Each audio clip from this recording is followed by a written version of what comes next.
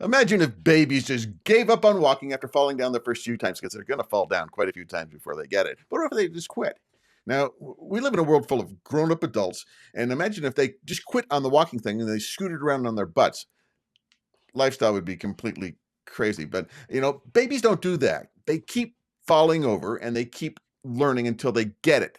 They get it, and then they start walking and they get it, and they fall over and they get it. So why do we stop trying in stuff that we do in life just because we fail one or two times? Today we're driving into why failure is your greatest teacher and how to start embracing it instead of fearing it.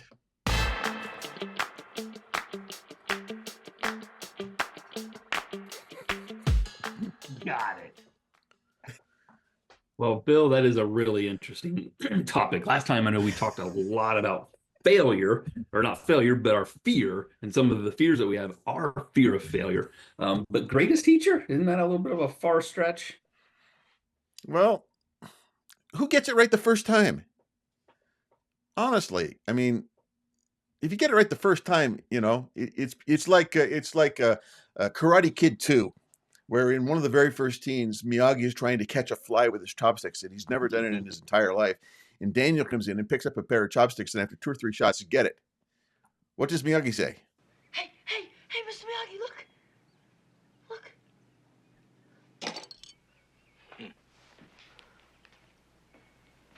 You beginner luck.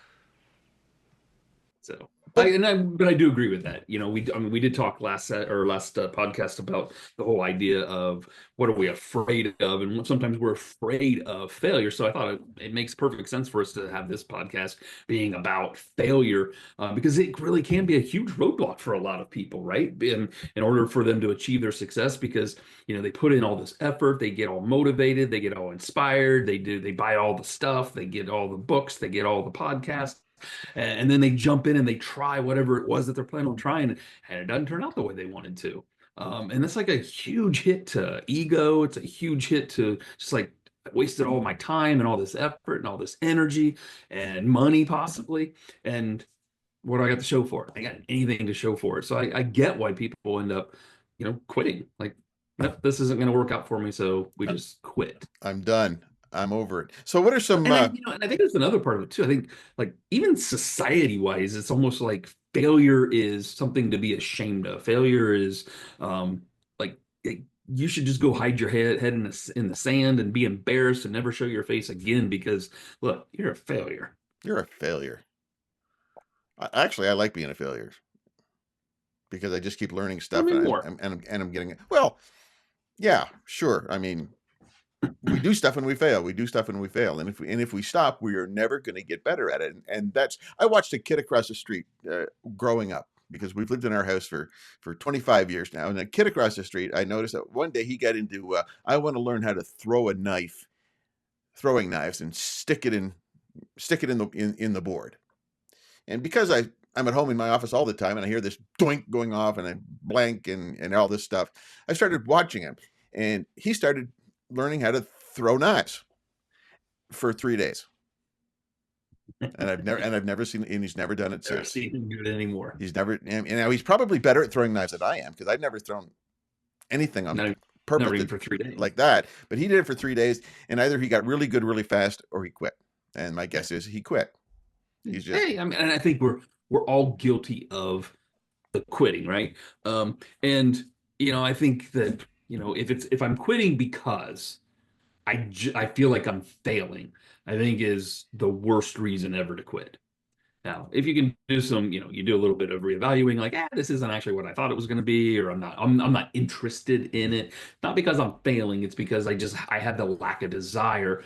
Okay, maybe then quitting might be okay, but for any other reason, I think we do ourselves like a huge disservice if we allow failure to be the thing that drives us to the quitting. Right. So what are some real world examples? Who are some of the world's most famous quitters? Or I'm sorry, I mean, I think not quitters, failures. Okay. Well, I think the one story that everybody probably has heard at least some point in their life, and I don't know if I've never been able to determine if there's actually truth to it or not, but it's a great story. That's Thomas Edison, right? I mean, here's one of the greatest inventors of all time. We got the light bulb because of him, and it is said that he has failed with the light bulb specifically, over 10,000 times. And when he was asked, like, why do you keep doing it if you get failed 10,000 times? And his statement was, I never failed 10,000 times. I just found 10,000 ways that doesn't work. And then obviously, where one day the lights came on, so to speak. He had an idea. Yeah, he had an idea. But I mean, and again, I've never been able to determine if there's truth to that story, but I don't care if there's truth to the story. It's a great example of keep after it, and kind of that idea of reframing how you see failures. Like, it's not a failure. It's just gives me more information to know what not to do next time. Absolutely. So another. What about others? Well, you got to go to sports. Let's be honest. Michael Jordan. Oh, I was hoping you were going to go with Jordan. I mean, he was cut from his junior high basketball team. Right. And did he say, well, no, I guess I'm done with basketball. I can't even make the junior high team. No, he just kept he just kept trying. He just kept working at it. And the next year he made the team. And after that, he made every team he ever joined. Let's be honest about that. But he just kept on shooting. Now, I love Michael Jordan, absolutely. And everybody knows this. But do you know about Larry Bird? Larry Bird? I know who Larry Bird is. Yeah, I don't know if I know the story you're going to tell. Highly recruited to a University of Indiana, went to Indiana. Within 4 weeks, he quit. He quit university. He quit the basketball team. He just went home. Not many people know that he quit. And his first year of eligibility for college, he didn't play. He went home and got a job for the town of French Lick, Indiana. And for a year, he worked for the town of French Lick, Indiana. Odd jobs, garbage, stuff like that. Just down the road from me, actually. Yeah, just a little more than just down the road. Yeah, just close by. Yeah, close by. You can go visit him. He still lives there because he just loves it, apparently. But he quit university after just 28 days. But here's the thing: was he a failure? No.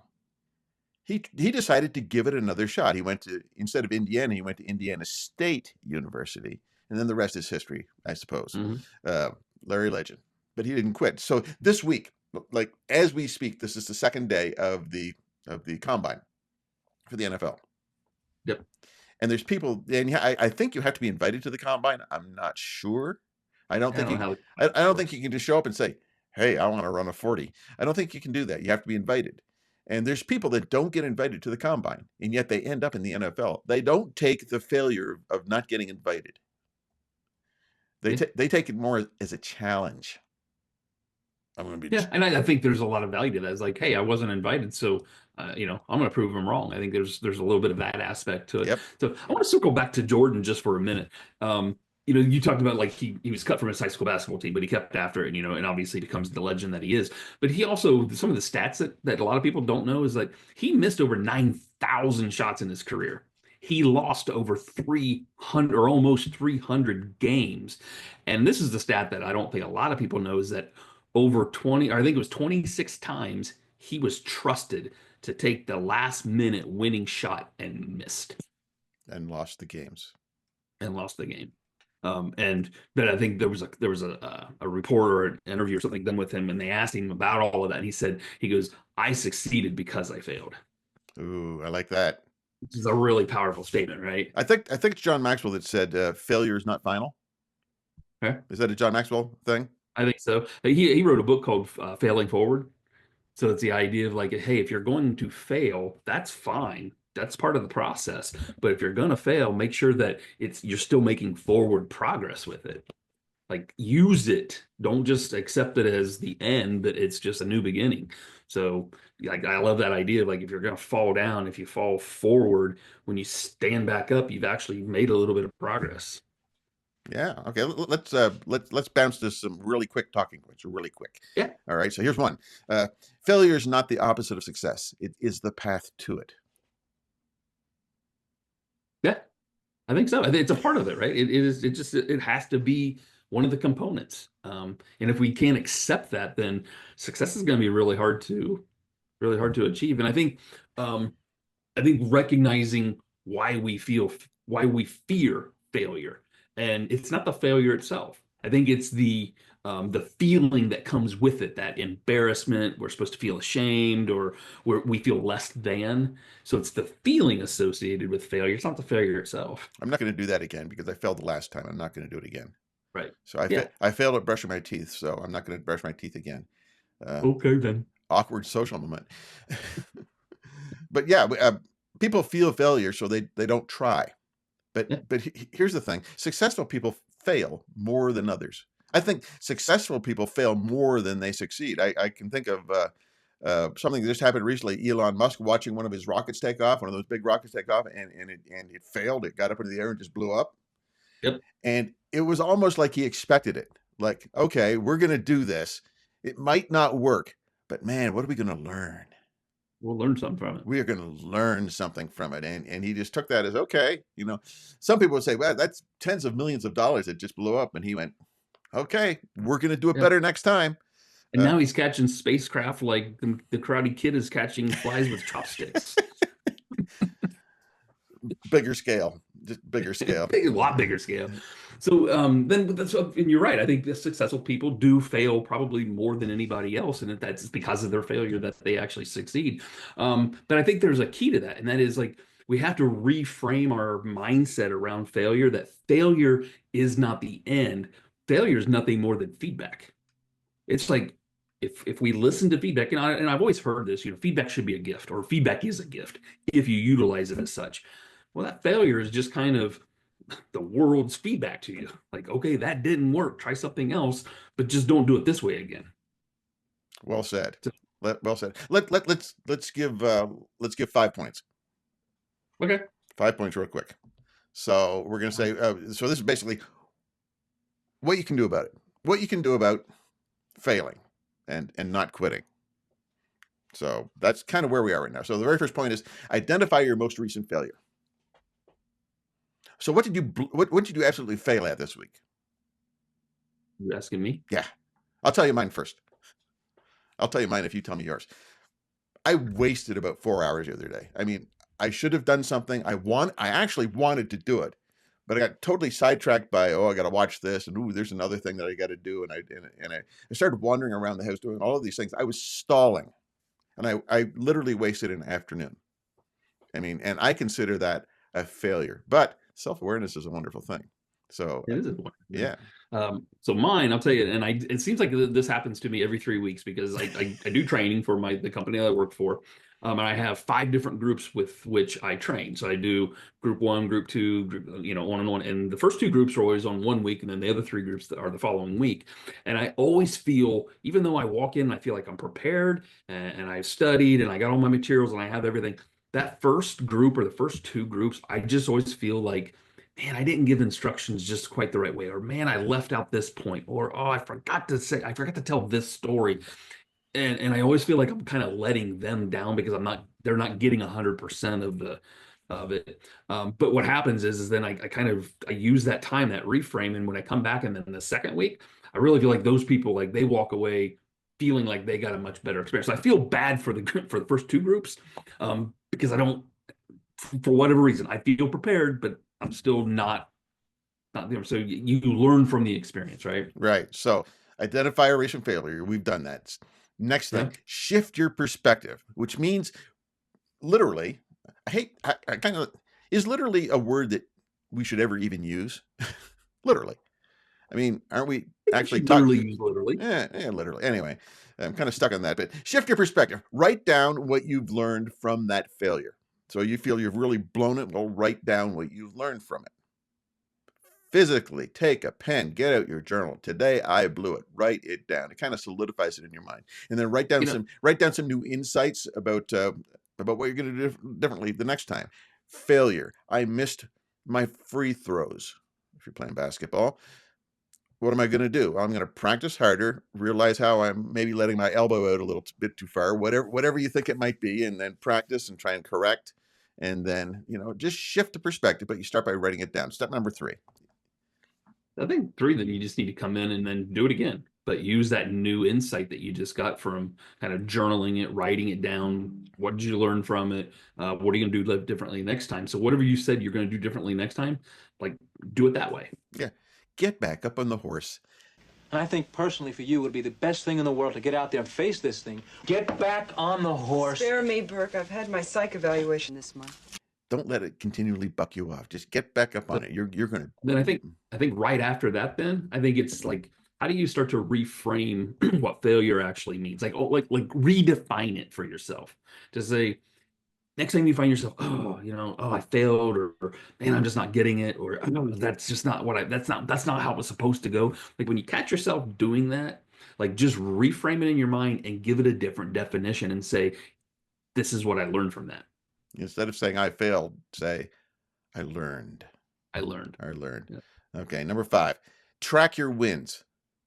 Imagine if you just had a whiteboard or something up in your office, or even just a piece of paper tacked on the wall, and every time you realize, man, I really nailed that, you write it down. Give yourself a gold star. Pretend you're in 3rd grade again. I want a gold star.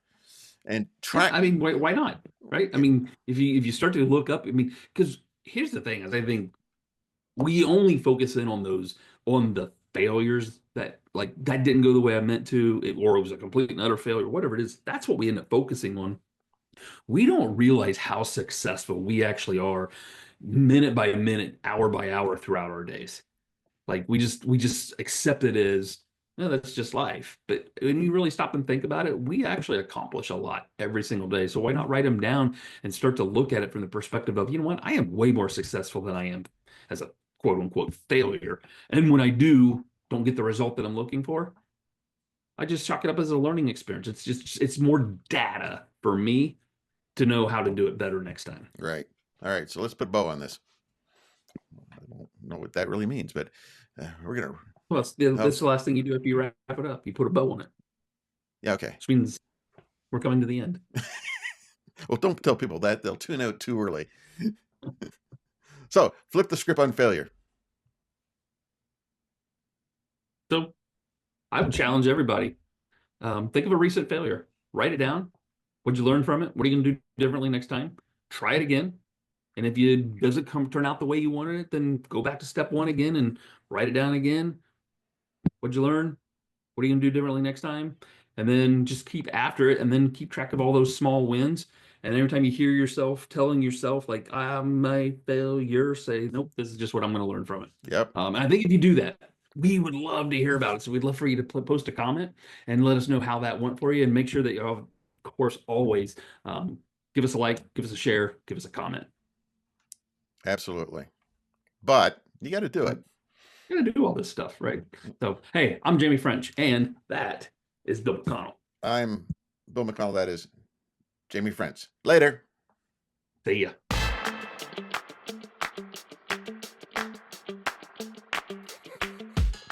Got it.